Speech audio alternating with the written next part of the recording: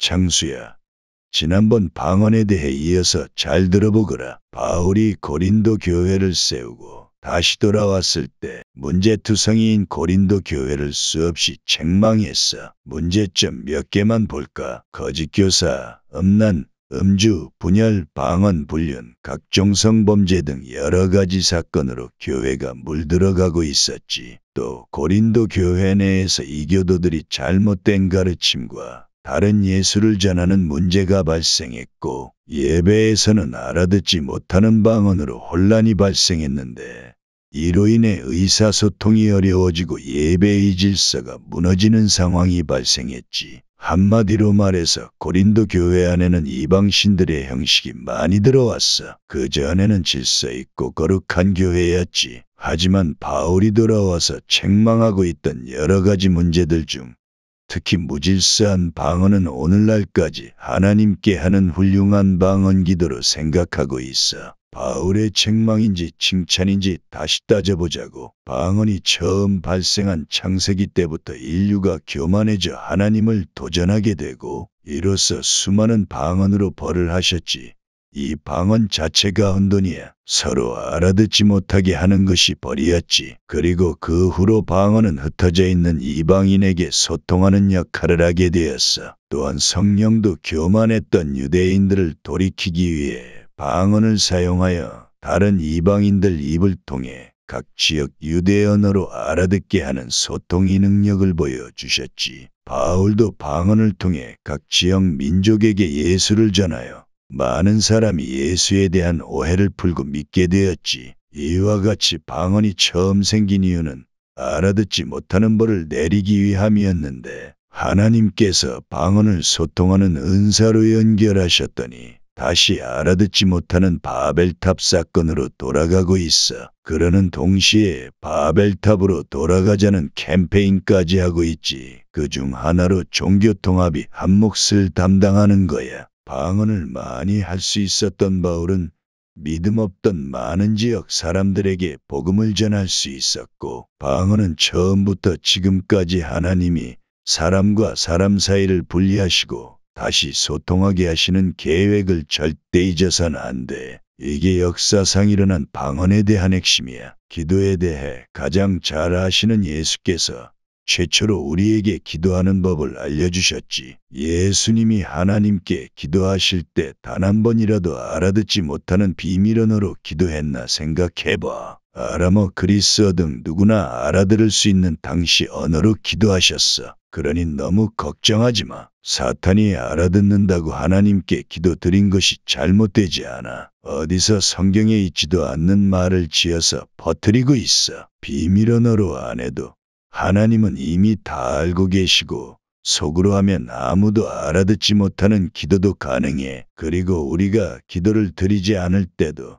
성령께서 우리를 위해 기도하고 계셔. 로마서에 성령이 우리를 위하여 친히 간구하는 기도도 알아듣지 못하는 언어를 사용한다는 말은 없지. 바울이 고린도서에 내가 사람의 방언과 천사의 말을 할지라도라고 한 구절을 따져볼까? 이 말은 바울 자신이 사람이 언어든 하늘이 언어든 사랑 없이는 아무것도 아니라는 말이야. 바울이 천사의 말도 할 수 있다는 말이 아니야.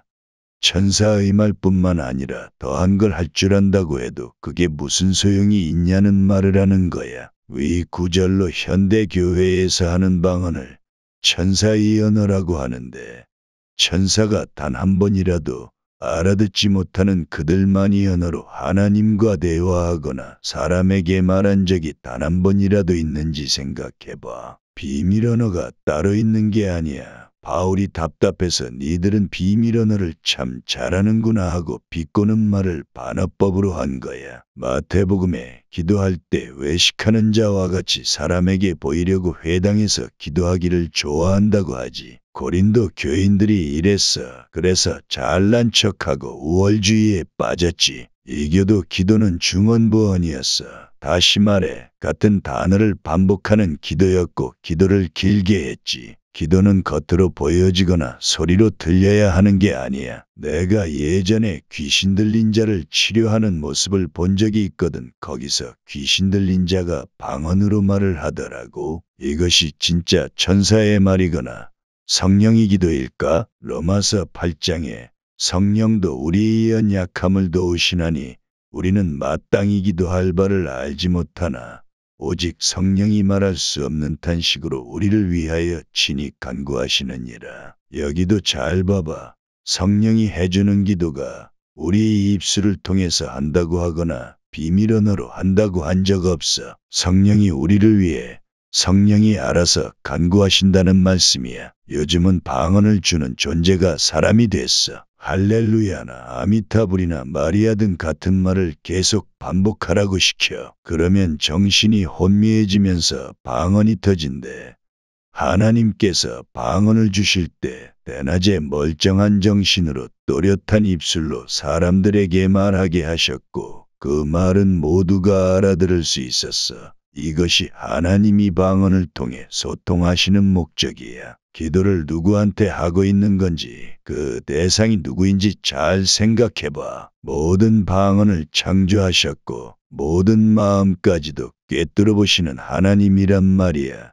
정신 좀 차려. 소리 안 내고 마음으로 해도 된단 말이야. 하나님께 하는 기도는 본인도 못 알아듣는 언어로 똑같은 말을 반복하는 게 아니고 직접 알려주신 골방에서 하는 주기도문 방법이 가장 맞는 거야. 마태복음 7장에도 교회 안에 수많은 이리들, 거짓 교사들 조심하라고 경고하고 있어. 지금은 초대교회 때보다 심할까 깨끗할까? 알면 알수록 보인다. 영안으로 보려면 성경을 잘 봐야 해. 이런 방언 기도는 우리 개혁교회보다 앞서 힌두교, 불교, 이슬람교, 천주교, 심지어 남녀호랭개교, 무당, 점술인 등 이교도에서 먼저 이런 알아듣지 못하는 방언을 했고 우리 개혁교회까지 들어왔지. 처음에는 완강하게 이단 방언이라고 했었어. 하지만 결국 서서히 물들어 이제는 방언 기도가 모든 종교의 하나로 바뀌었지. 어떻게 생각할지 모르지만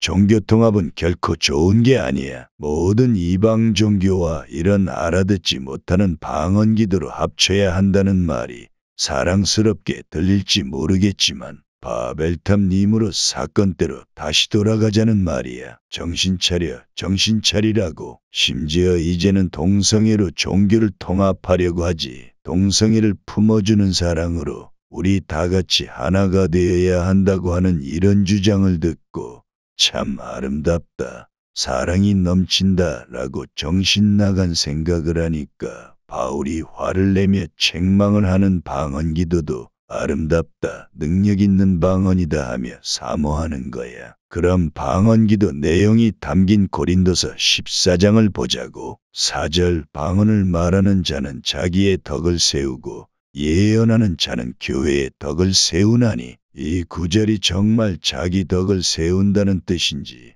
아니면 사람이 못 알아들으니 자신만 자랑스럽게 생각한다는 뜻인지 보자고. 집중해서 잘 봐. 아래 구절을 보면서 바울이 사람들이 알아듣지 못하는 비밀 방언 기도를 하나님께 하라고 한 것이 정말 그렇게 하라는 뜻이었는지 정신 차리고 보란 말이야. 지금까지 착각하고 있던 모든 내용을 백지로 하고 잘 봐. 6절 내가 너희에게 나아가서 방언을 말하고 계시나 지식이나 예언이나 가르치는 것이나 말하지 아니하면 너희에게 무엇이 유익하리요. 이 말은 교회에서 사람들에게 알아듣게 말하라는 말이야. 7절 생명 없는 것이 소리를 낼 때에 그 음의 분별을 나타내지 아니하면 필이 부는 것인지 검은 굿 하는 것인지 어찌 알게 되리요. 이 말은 그 어떤 소리도 모두가 알아듣는 소리여야 한다는 말이야. 8절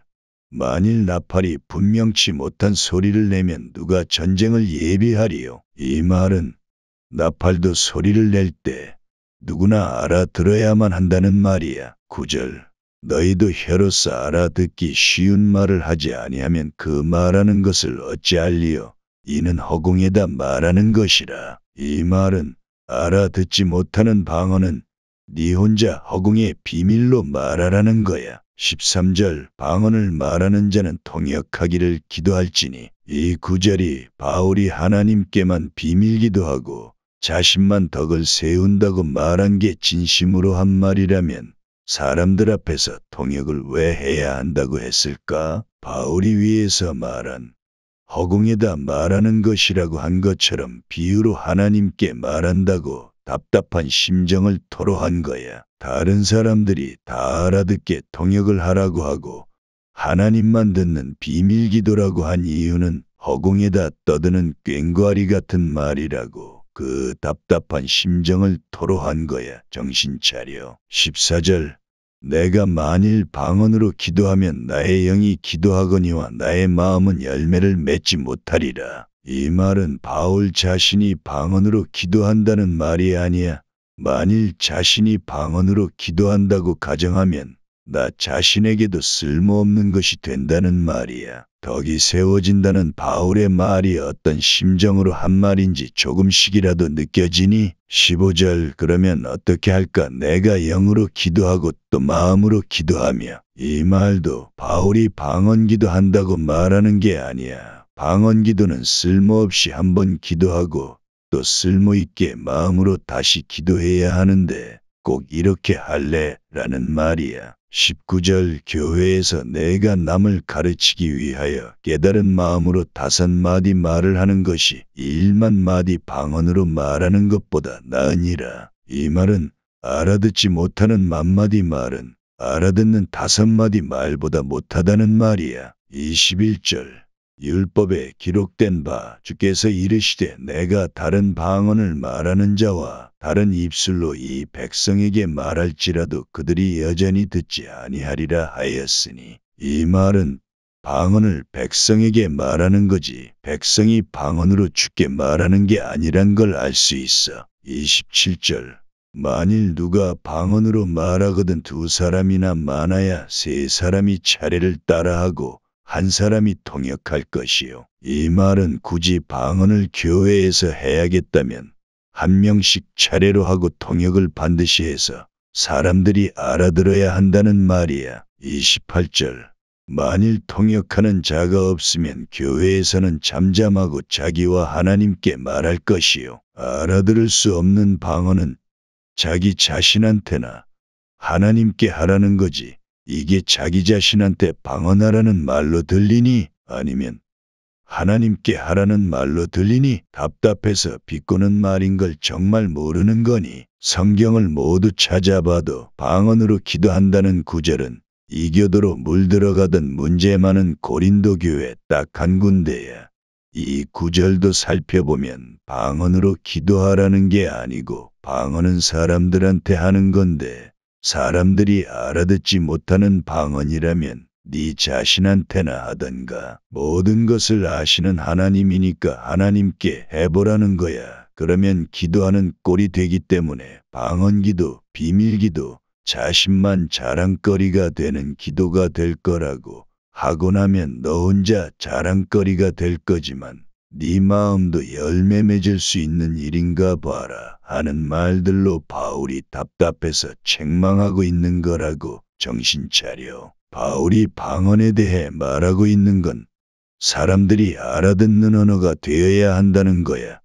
하나님께 비밀기도하라는 말이 아니야. 하지만 현대교회는 알아듣지 못하는 하나님께만 하는 능력이 기도라고 생각하지. 정말 그런 건지 성경을 전부 찾아보고도 똑같다면 열심히 해서 혼자만의 덕을 많이 세우도록 해. 이 형님은 나와 이웃의 덕을 같이 세우는 것을 택할 테니